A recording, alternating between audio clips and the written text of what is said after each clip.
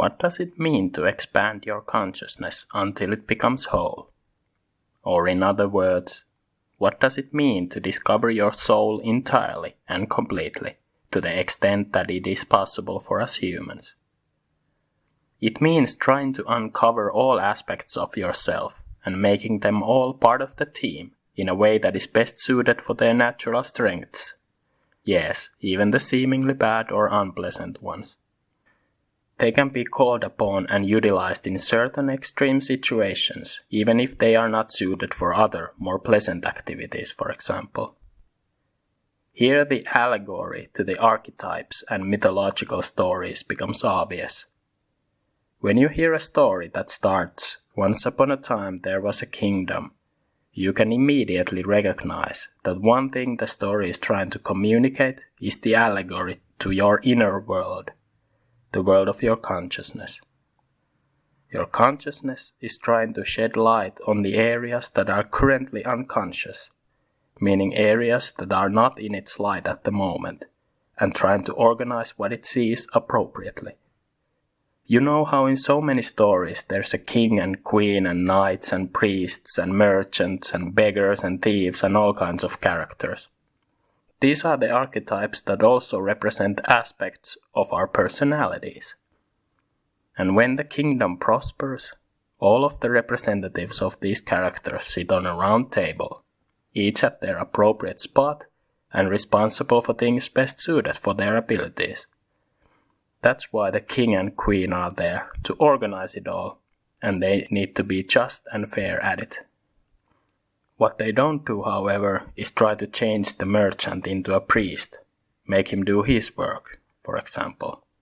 No, the point is not to make all of the characters the same, but to find balance between them and utilize the strengths of each character.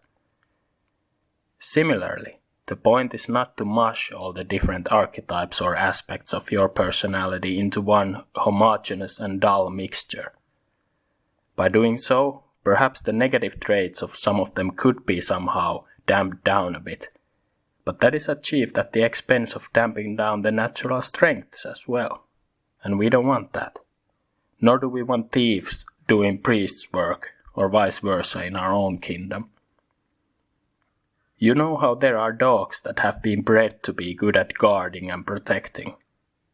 Well, would it be wise to use such dogs as friendly companion dogs near small children? Of course not. They are not suited for that. So the character strengths in one activity can become weaknesses in some other activity. We all know this. So would it be wise to try and make all the dogs the same? Of course not. Different kinds of dogs are needed for different things. But we have the capacity to discover and utilize all of the different dogs inside us. And if we do it wisely, when we need to guard our kingdom, we call upon the dog that is good at just that. And when we are taking care of a child, we call upon a dog that is good at just that. We don't try to force the guard dog to become Mother Teresa all of a sudden. Even if that somehow succeeded, the guard dog would then no longer be capable of protecting the kingdom, and that function would then be lacking from our kingdom. Does not sound wise to me. More like a recipe for disaster. I'm sure you can read between the lines and see how the same logic can also be applied to solving many of those societal quote-unquote problems that are being pushed all around us at the moment. Cheers all you lovely humans and all the best. For Teini Alitia.